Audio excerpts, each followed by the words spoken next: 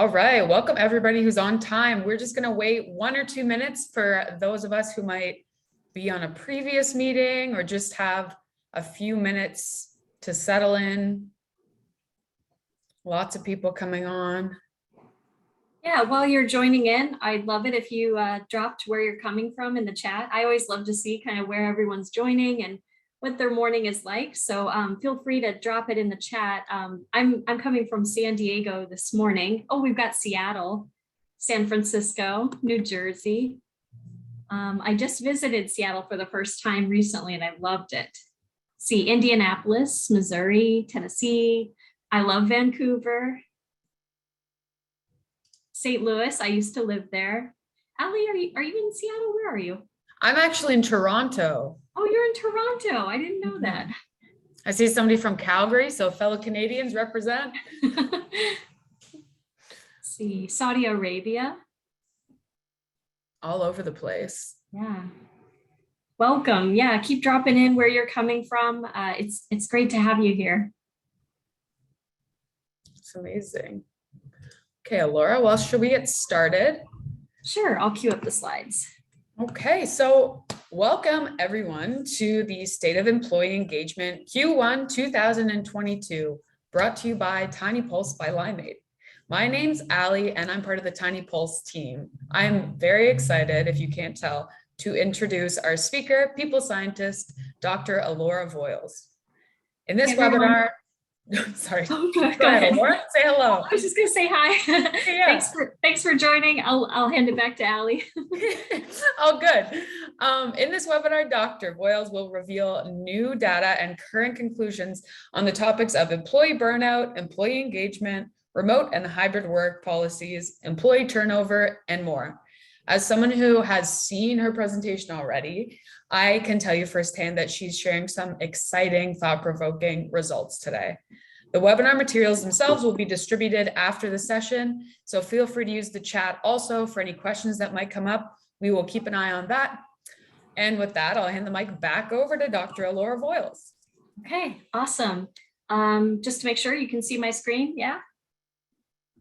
Perfect. Okay, thank you so much for the introduction, Ali. I got a little too excited and I wanted to say hi to everyone. Thanks for joining us this morning. Today we'll talk about the state of employee engagement. And as you know, if you've attended one of my webinars before, I love for these to be really interactive. So I encourage you to drop in questions in the Q&A, or sometimes I'll kind of call out and say, hey, like, tell me how this is going in your organization. Drop those comments in the chat. I read through those comments and we'll kind of reflect and think about how those fit with the data that I'm going to share. So as I mentioned, this is a really interactive session. I have a ton of slides and a ton of data to share, more than what we can get through. So what I want to do is I want to send out a poll question to you so that you can select the topics that are most important to you and your organization. So we can cover work experiences, which include burnout and emotional exhaustion, employees and work arrangements, so where they're happy, where they're working, the great resignation, the kind of search for talent and how it's elusive right now, social and cultural connection, employees speaking up about well-being, trauma in the workplace, vaccines and COVID-19, as well as the organizational actions that you can take to listen to employees. So select your top 3 here.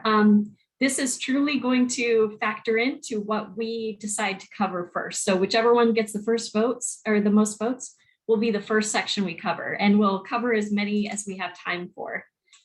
So I'd love to see what you want to cover and what you want to learn about.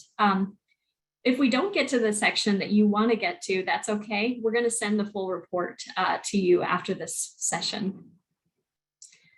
All right, take another minute or so, get your thoughts in. Also, I'll check the chat.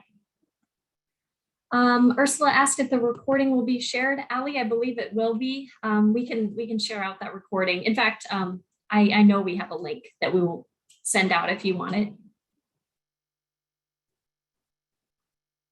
Okay, let's see what the poll results are, because this will tell us what we're going to cover. Burnout and emotional exhaustion.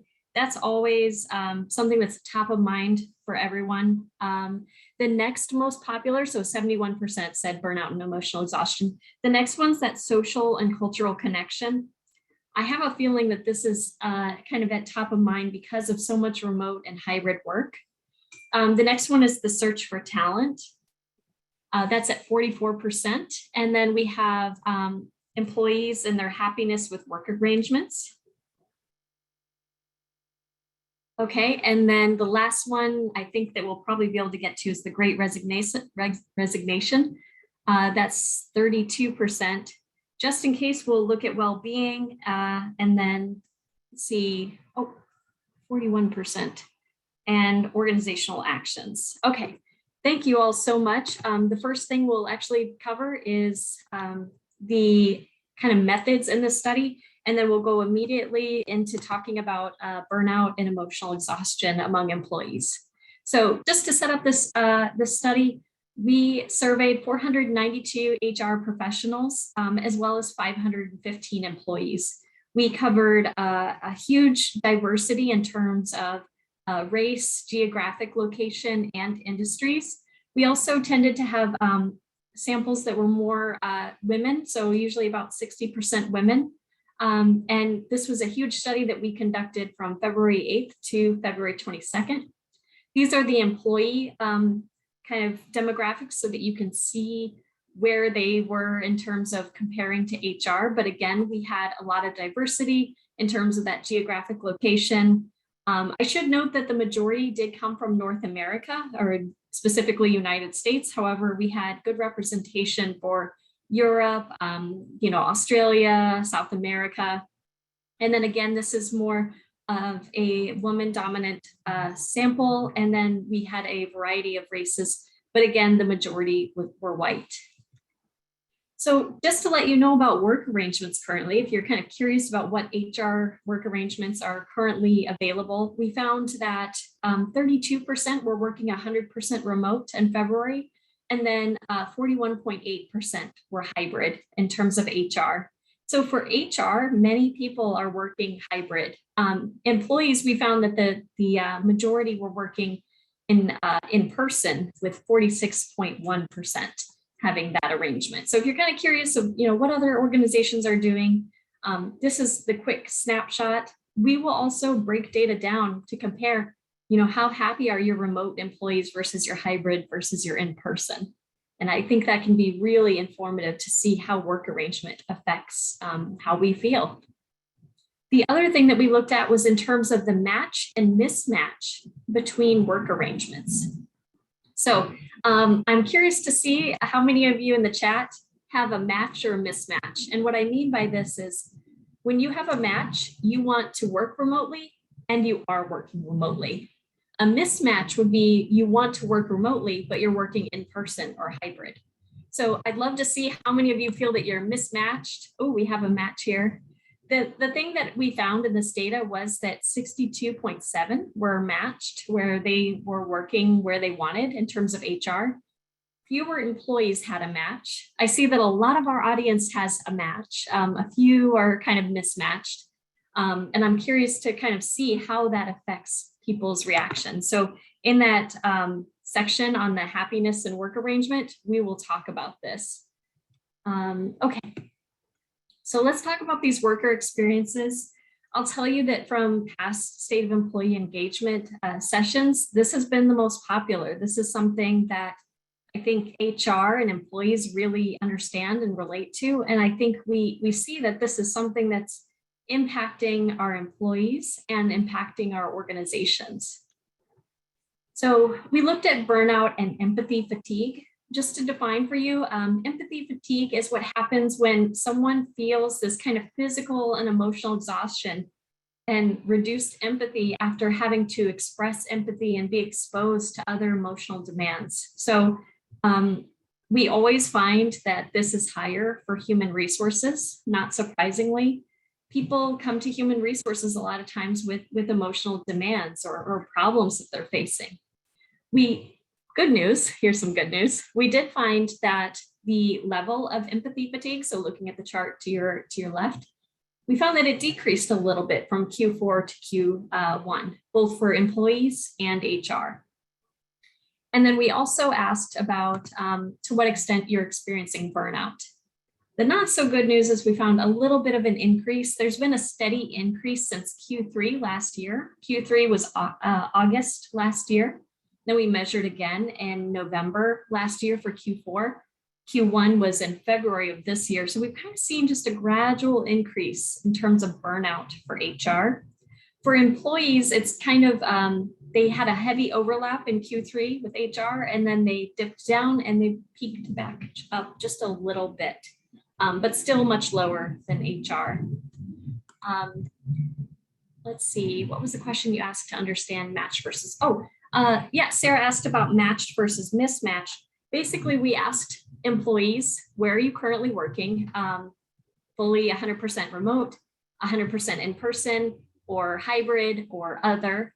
And then we also asked them, where would you prefer to work? And then we offered those options. And if they did not match exactly, then we listed them as mismatched. If they did, then we listed them as matched. So basically, if you had a work arrangement that did not fit your preference. Okay, this is another consistent finding we've had. Women do report higher burnout compared to men, but we also did find that men's burnout increased a little bit since Q4. So in Q4, there were 2.79. Then in Q1, they went up to 3.01. But again, we have this consistent finding where women just experience more burnout in the workplace overall. There's a ton of research kind of supporting this idea as well, that women tend to experience more stress and burnout. I'd love to hear your thoughts on this as well as we kind of continue through this, but it's been a consistent finding throughout the state of employee engagement. So now looking at the stress, like I mentioned, men and women are pretty equally stressed in terms of stress from work. In fact, there was not a statistically significant difference. That's the 2 bars on the right. But what we do find is that women are more stressed in their personal lives. And so this may shed some light on the source of burnout for women. Perhaps it's because there are other things in their personal life that they have to manage, that it's leading to burnout and stress in their work life. And there's a question about the kind of numbers. So as you can see on that y-axis at 1 to 5, 1 indicates not at all, and 5 indicates a great deal. So we're kind of mid-range right here. Like, people are indicating that they have somewhat stress on the average. However, we are finding that women are experiencing more, and in the case of stress from personal life, statistically significant levels of more personal stress. Okay, and then just like our previous quarterly surveys, we found that human resources leaders actually overestimated burnout among employees. And I have to admit, this surprises me every time. For whatever reason, I think employees experience a lot of burnout. And if you look at those, the black lines, basically, those are the employee levels of burnout. And in fact, 18% of employees said that they were not experiencing any burnout at all. But when you look at the blue lines, those are HR levels predicted for employee burnout. And this has happened consistently for every quarter. HR always believes that employees are experiencing more burnout than what employees report. So I'd say one of the takeaways for this is to actually check in and measure, survey your employees and find out how much burnout they are experiencing, because you don't want to assume that they're experiencing a ton of burnout and kind of put into place a bunch of policies and different strategies for reducing burnout if that isn't something they are truly experiencing. Gloria has a pretty apt comment here that HR may be projecting. And I think that really has a lot of weight. As you probably noted before, HR consistently reports more burnout than employees. Could be that HR assumes because they're burned out that their employees are as well. So this, as a quick note, is just a really good reason to survey your employees and see what they are experiencing. You can see it's on the not at all to a great deal scale. And there's a good sum of employees who don't or aren't currently experiencing any burnout at all. The next question, I think this one's really interesting, is in terms of burnout by work arrangement. So I'll break this graph down because there's a lot going on, but Q3 is all the way to the left. It includes remote for each one, remotes in blue, hybrids in black, in-person is in gray. Q4 is in the middle, and then Q1, which is most recent, occurred in February. But here's what we found. When we looked at Q1 especially, in-person was rated as much more inducing of burnout compared to hybrid or remote work. And this kind of shot up in Q1 particularly. So I'm interested to know, and I will dig into this further, but why suddenly in-person is seen as so much more inducing of burnout and making people feel exhausted on the job. In fact, this was a 43.7% increase from Q4 to Q1 for in-person. So this does indicate that, having people work in this kind of in-person environment might be related to that. Amy suggested it might be due to another COVID surge. Let's see, there's one other comment I want to check. Or if they don't, someone said they might not register what burnout is exactly, or that we're kind of returning to regular life. Let me check the Q&A. Oh, I can explain burnout. Yeah, so burnout is actually that it's kind of categorized by a few different factors. One is feeling exhaustion, like emotional, physical exhaustion. Another piece of it is like depersonalization. People tend to feel like negative towards others. They tend to feel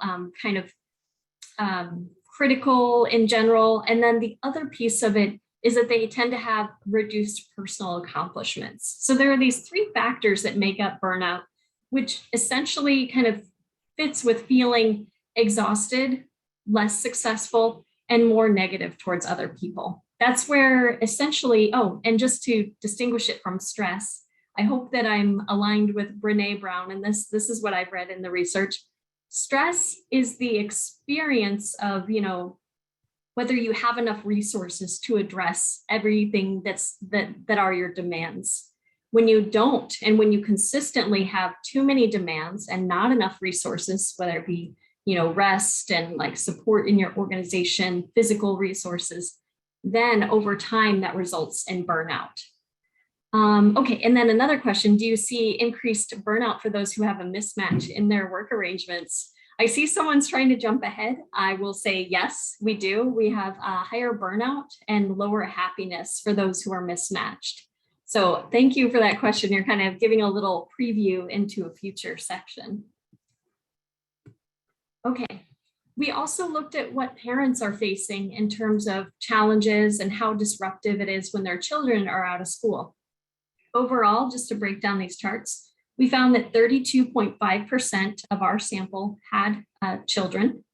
And then we found that when we looked at the sample who had children, 17.8% had children who were out of school at one point or another, and then 14.7% who stayed in school the whole time.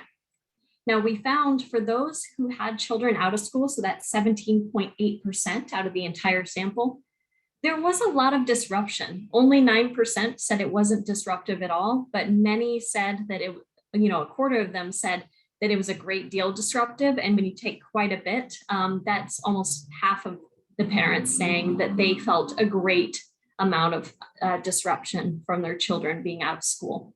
So this is one of those kind of sources of stress and burnout that parents may be experiencing.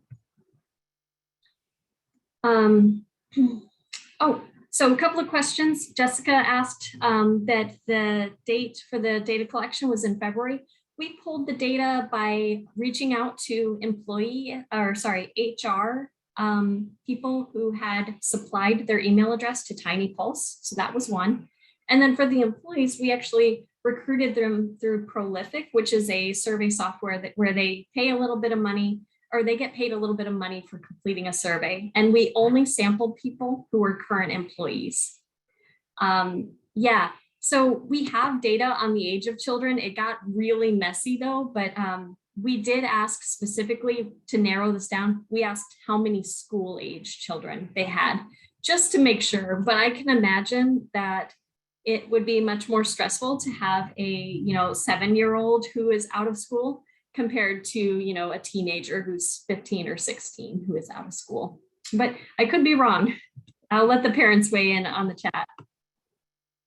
Okay, so we got through that section. The next one is the social and cultural connection, which is slide 34. I'm going to exit for just a moment to get us there. So this has really become of great interest recently, and I think a lot of it's because of the work arrangement changes. Oh no, I selected the wrong thing. Goodness. Okay, slide 34. There we go. From current slide. Uh-oh.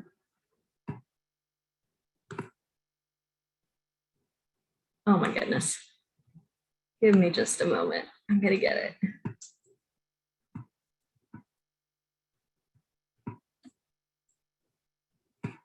Okay. Okay, so social and cultural connection are what keep employees committed, and I'm going to show you that through the data. I knew social and cultural connection was important, but from this data collection, I found that it was actually much more important than what was initially kind of suspected. So quickly, I want to ask you a poll question in terms of what would it take in order to establish more social and cultural connection in your organization. So could it be, employee recognition programs? Just select one. So if your organization only had the resources for one, what would help make the biggest increase? So recognition programs, wellness programs, supervisor support, team building, in-person interaction with teams, or DEI initiatives. I'd love to hear your input. In the meantime, I'll go ahead and share with you the average levels of experienced and desired connection. So on average, when we looked at what employees reported, they wanted a higher level of connection than what they were getting. So 1 is not at all, 5 is a great deal, or sorry, no, 1 is extremely disconnected and 5 is extremely connected. And we found that people wanted to be very connected, but they found themselves being somewhat connected. So once we get the poll responses, I'll compare it with our actual data, but to kind of give it away, oh, let's see. So we have 2 tied for first place from your data, team building, and then also the in-person interaction from team were the top 2. And then the next one was the employee recognition programs. After that was supervisor support, and then the employee wellness and DEI initiatives were the lower ones.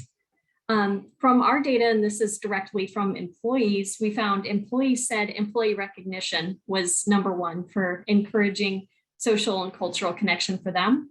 They also said wellness programs were the next most popular, followed by supervisor support, team building, and then that in-person interaction with their team members or coworkers, social events, and then DEI initiatives. So if you're looking for what employees want, it seems to be that recognition, supervisor support, team building, and the wellness programs. So, hold on, I've got to pop up. Super annoying. Hold on, let me fix this.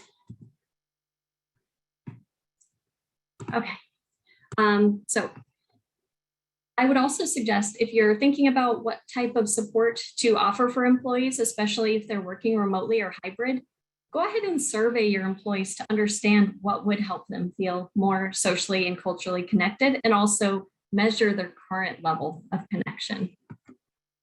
Let's see. Yes, and Christy nailed it as well. Employee wellness is so much more than physical health. Absolutely right. It goes into that emotional, spiritual well-being, social connection as well. So there's so much that goes into employee well-being.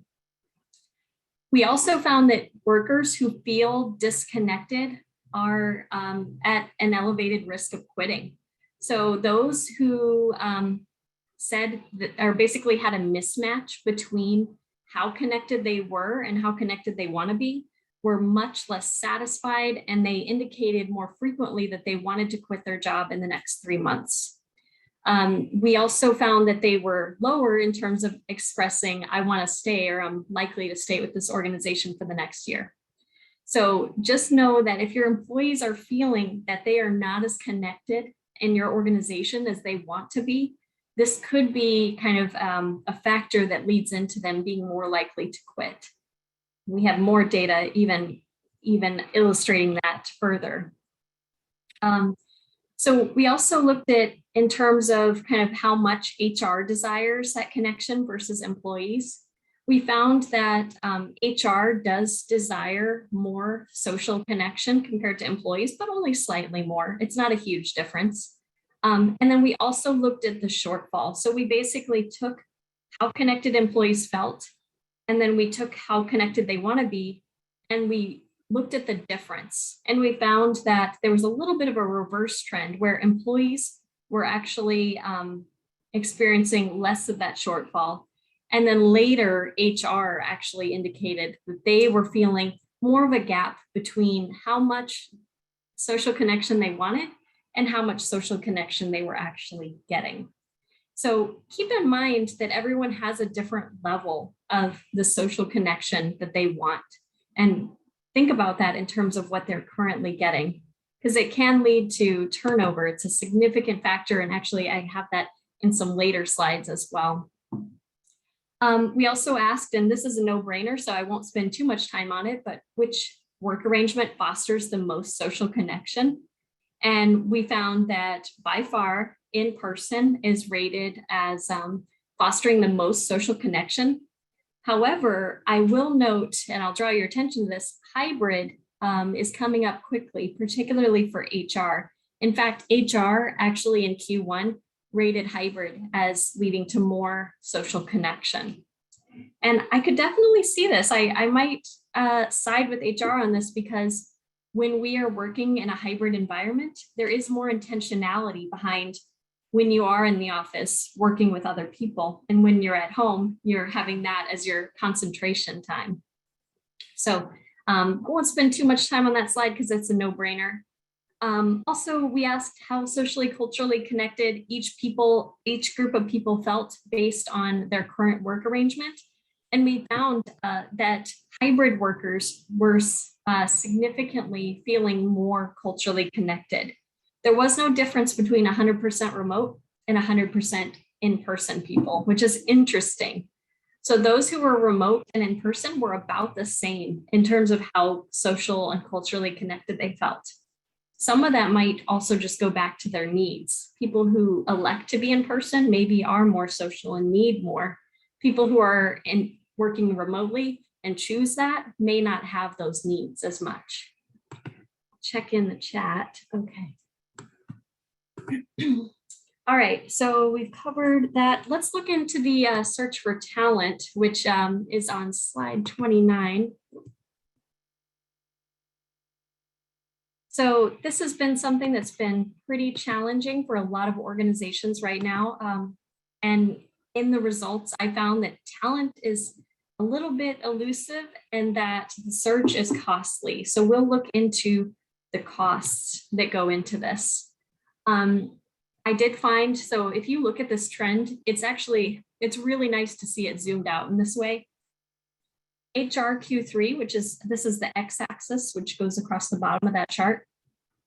Q3 happened in August last year. Q4 was in November last year, and then Q1 was in February of this year. You can see that there's a kind of increase and then a kind of continuing difficulty or struggle for HR and business leaders who are trying to fill talent for open roles. So we found that it kind of increased and has stayed steady in terms of difficulty level. We also found that many of the people, in fact, 85%, indicated at least some level of this search for talent or this desire and need negatively affecting their organization's ability to meet everyday needs. So there's a quick poll question we're going to drop for you that actually asks about how the search for talent is negatively affecting your business. And you can check as many as apply for your organization, but I'll also show you the results in the next slide.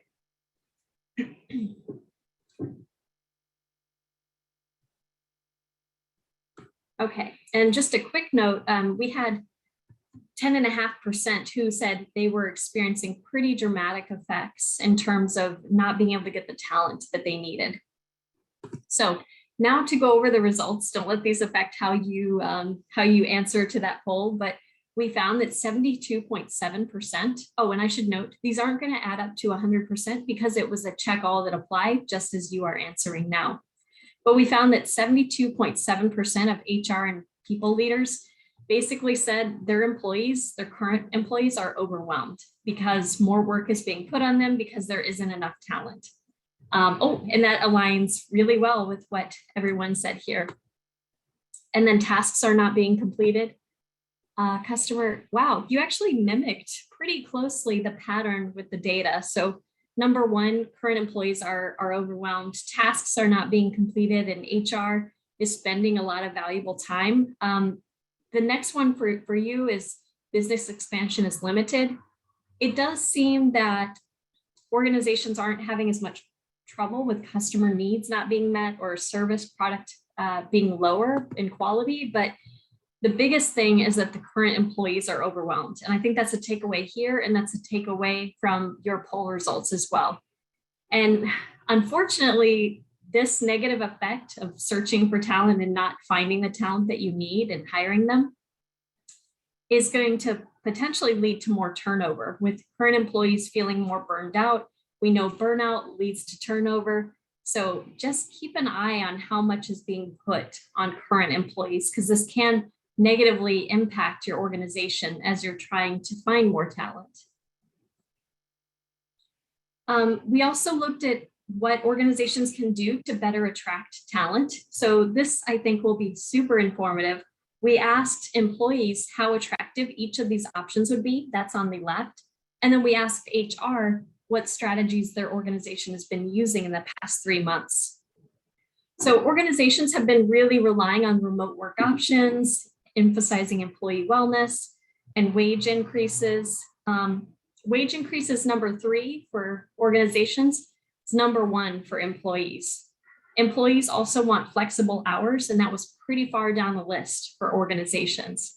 They also said they want additional time paid off, or additional paid time off, and bonuses. So definitely compare this list and look at what employees are wanting versus what HR is currently offering. Culture's pretty low. The remote work option actually is pretty low for employees. Now, some of this might be because employees in the sample, some of them may not have that option, so it might just not be relevant to them. But we can see that wage increase and flexible hours is really key. Okay. Ooh, do we know if talent issues are impacting customer satisfaction? I wish I had data on that. I don't have the data, but I would suspect that it would be. And I think that many HR and business leaders may not see that always directly, that that's the connection. Let's see, is the weight of wage being increased in importance by the inflation? I think it might be. I think that the wage increase is kind of given more importance due to the current economy. I think the other piece is that workers know that it is more of kind of a job seekers market, and they know that they can push a little bit more for their wage increases. So definitely feel free to take a snapshot of these 2 charts and look at it and consider what your organization is offering versus what employees say they want. Okay. Let's see. All right, next we're going to go into the employees are happy working where and when they want. Slide 14. Okay. So this is going to be looking at a lot of that match and mismatch. So employees are happier when they work where and how they prefer. Here's the number one thing to, I think, take away from this section. Hybrid is the dominant choice. There might be a little bit of a decrease in terms of employees, but when we asked about the preferences, HR and employees are rating hybrid as their number one preferred. And pretty consistently, though, it's dipped a little bit down for employees, with basically what's happening is remote is taking up some of that slack. In-person has consistently gone down. So know that hybrid is kind of the consistent winner here. Again, we asked which work arrangement optimizes performance. HR is on the left, and then employees are on the right. And that red line, which I think is most important to pay attention to, is hybrid. And hybrid, again, was voted as kind of being the best for optimizing performance among HR. And it's gained a lot of popularity among employees as well. So hybrid, just to review, is the most preferred. It's also been kind of rated pretty consistently as the one optimizing performance. And I'd love to hear in the chat if you have any thoughts on why employees feel this, and also how to optimize a hybrid work environment. We didn't specifically ask what their hybrid looked like, because, yeah, as you mentioned, Sarah, it can look a lot of different ways. Hybrid could be 2 days in the office, 3 days at home. It could be, just 1 day or 2 days. We left it open in terms of how that was currently. And as Kevin mentioned, hybrid's flexibility. People want the choice. Yeah, and there's also, as Nancy mentioned, a big jump when we look at remote among employees. So employees are kind of going more towards that. Let's see, Michelle, do you have any information that shows the difference between flexible work hours and remote work? We don't. I think that's something to dig into in the future, because remote work as well as hybrid do offer more flexibility than in person. And that kind of flex hour of, for example, like starting at, an hour later and then leaving an hour later, could be part of what's making people prefer hybrid and remote. Yeah, so we're finding a lot of interesting stuff. And I think this is something that's key for HR and business leaders to kind of monitor what your employees want, and then how to implement that. One thing I will note, if you work in an industry where it's kind of more hourly employees and it's service oriented, I recently heard of an organization that actually has been able to implement a more flexible work environment, where they were allowing their employees to basically have a buddy. They called it a buddy program, where they could, for example, communicate with their buddy, and as long as their shift was covered, it was okay. They just have to work it out with their partner. So they would have that flexibility to come in an hour later and stay an hour later, so long as they kind of made sure it was okay with their shift partner. So I do believe that there's some room, especially for the frontline and service industries, to give those employees more flexibility. It just has to be done well, and it would need to be monitored as well. All right, so now looking at, as someone asked this question earlier, kind of looking at the fully remote and hybrid people, we find that those who are hybrid are more likely to stay in the organization as well as fully remote. We found the lowest scores for intentions to stay for in-person people.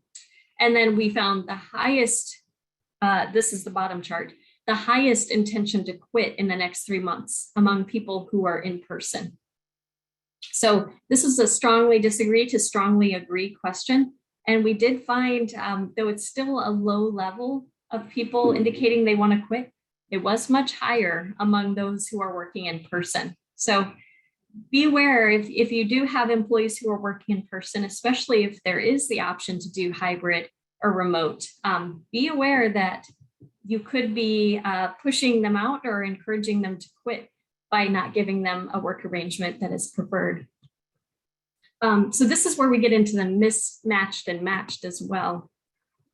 All right, so how happy are you at work? We found that people who were matched, basically, as I mentioned before, if you want to work remotely and you're working remotely, we found that people were happier. Or if you want to work in person and you are working in person, those people are happier. But if you are working in person and you want to work remotely, that's a mismatch, and they are on average less happy at work. And that's statistically significant. So there is a meaningful difference between these two groups. We also found overall, just looking at the averages of hybrid versus in-person versus remote, we found that hybrid and in-person were, this is interesting, more happy at work, and then remote was slightly less happy, just looking at these groups across the board. So definitely consider not just productivity, but how the work arrangement is affecting your employees. Yeah, and Steve has a great point as well. It could depend on the types of activities that you're doing for the types of work and the arrangement that you have. So be aware of that as well. Okay, and then employees who work where they want also experience less burnout. I believe somebody asked a question about this, but if you are matched working, let's say hybrid, and you want to work hybrid, you are rating burnout lower on average. And this was a statistically significant difference. So think about your employees and their well-being, and as much as possible, see if there's a way to match their work arrangement preferences with what their actual work arrangement is. And then for employees who can't work where they want to, like I said, when they're mismatched, they are less likely to stay in the organization, and they're more likely to turn over. So there's definitely a cost to having that mismatch. Okay, now this is interesting, and I'd love to hear your input as well. I asked employees about their reasons for preferring remote, hybrid, or in-person work. And basically the setup of this question was, what type of work arrangement do you prefer? So it asked that. And then after that, I took those who said 100% remote work and I categorized them in blue. And those who said 100% in-person work, they're in yellow. And everyone who said hybrid work, I put them in red. And you can see the top reasons for each group. So people who prefer remote work like it because of the commute or lack of commute. They also like the work-life balance and the productivity, as well as the control over their workspace, saving money, fewer distractions. For those who preferred 100% in person, productivity was key, communication, social connection, fewer distractions for them as well. So maybe they feel distractions at home, and then control over their workspace. And then for those who were preferring hybrid, work-life balance was number one, followed by commute, productivity, and social connection. Something I want to point out, you might have noticed as well, productivity is top 3 for all different groups. And I think this indicates that for different employees, productivity looks different and they need different work arrangements to feel productive. I'd love to hear your thoughts on these charts. There's so much to kind of look through here. We could get age and gender breakdowns in these groups. I didn't do that for this presentation, but that data is available in the next slide actually. And I was just gonna kind of get into it a little bit. I was curious, the reason I asked this question actually was I wanted to see if parents were selecting children as their reason for their preferred work arrangement. I thought that parents would say, oh, children are the number one reason why I want to work remotely or in person, or sorry, work remotely or hybrid. But I was actually very surprised. So in this next slide, oh goodness, I accidentally closed it. Here, let me fix that. Okay, in this next slide, I only took the sample down to parents. So now in blue is parents who preferred 100% remote work and so on. And if you look through all of these lists, children are still pretty low down on the list. The only one where children are top 4 is hybrid work, and children is number 4. And then for those who are working 100% in person, or sorry, 100% remote, children is the bottom 5. And then bottom 6, it's right in the middle for those 100% in person. So it was really interesting to me to find that even for parents, when I separated them out, children are not a reason for why they're selecting their arrangement. Tilda made a good point. It could be that they're kind of lumping it into work-life balance. I could see that, though I was surprised that they wouldn't also call it out if that was a primary driver of their work-life balance. Work-life balance is top, but I would expect children to be way up there too. So a little surprising to me that it wasn't higher. For fun, I put pets. I thought that people who work remotely might be motivated to be able to stay home with their dogs and their cats, but that was pretty low down on the list as well. All right, in terms of looking at the job market and whether people work in their preferred work location, we found that people who were working in person were a lot more pessimistic about, feeling or endorsing this idea that no one wants to work. That was statistically significant, where people who worked in person are like, hey, nobody wants to work. Hybrid and remote were much lower. And we also found, and I've found this consistently through the quarters, employees or more often say that no one wants to work compared to HR, which is kind of refreshing. I'm glad that HR isn't pessimistic about this idea. Okay. And then here's another thing that's kind of controversial, and I've been asking about this each quarter, and that's, adjusting the salary in terms of looking at what employees are making, whether they work remotely and whether it's adjusted for their geographic location or not. And so when we look at it, HR is pretty mixed and employees are pretty mixed.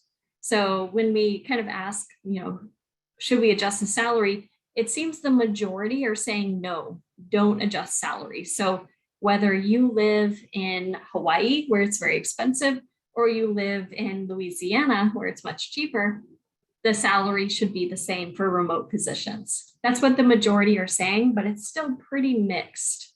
And then we also asked based on current work arrangement. And what's interesting is that more remote people, so 56.4%, actually said, no, don't adjust the salaries.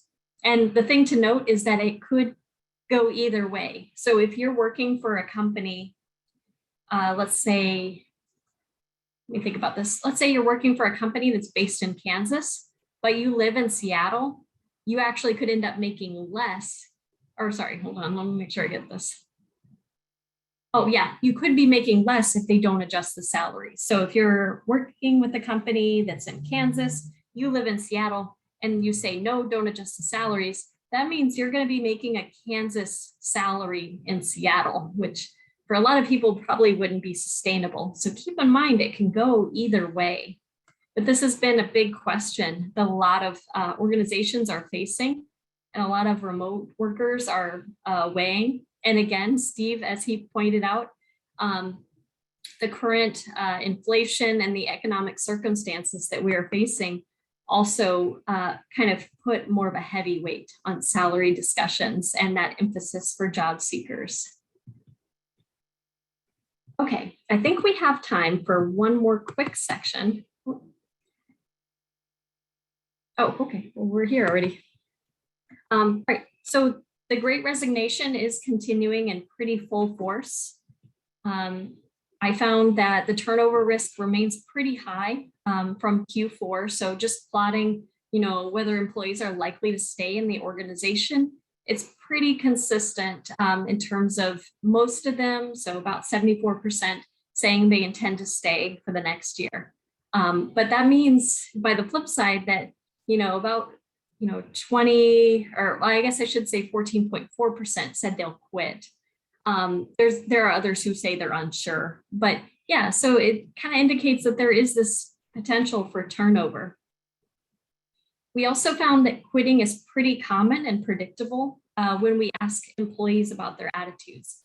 So we looked at the correlation between people indicating whether they would stay in their organization for the next year, and also how happy they were at work, their social cultural connection, their need for career growth outside of the organization, burnout, dissatisfaction with salary, lack of recognition, dislike for the company culture, and issues with management. So the most powerful drivers were if they were happy at work and they felt good social cultural connection. Those two are the biggest indicators that employees are going to stay out of this sample that we asked. The things that push employees away, number one is issues with management, and then quickly followed by dislike for the company culture, and then it kind of slacks off from there. But look out for those issues with management and company culture issues, and make sure that your employees are happy and feeling a positive social connection. So on the flip side, when we look at employees who say, I want to quit in the next 3 months, by far, the biggest driver is feeling unhappy and feeling a lack of connection. So those are the two key things that you really want to look at. If your employees are feeling disconnected and unhappy, they're likely to quit. Oops. Okay.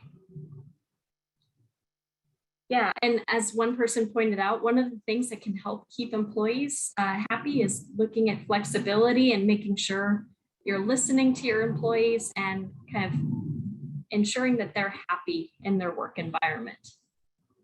Okay, I have just a couple of minutes. So what I'm going to do is I'm going to pause for a second and see if there's any kind of questions in here that you really want to hit on before we go into the, actually, you know what I will do? I'll go through the key themes, and if you want to zoom in on any of them more and we have a little bit of time, we can. So this is going to cover kind of an overview of like some really kind of interesting stuff I found. Oops, hold on, I did that again. There.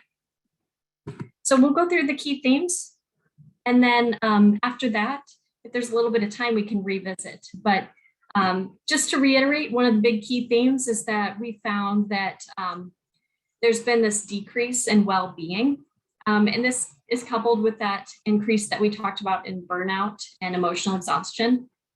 Throughout the past 3 quarters, and we didn't get to the well-being section, but it's there in the report, and we can zoom in if you want.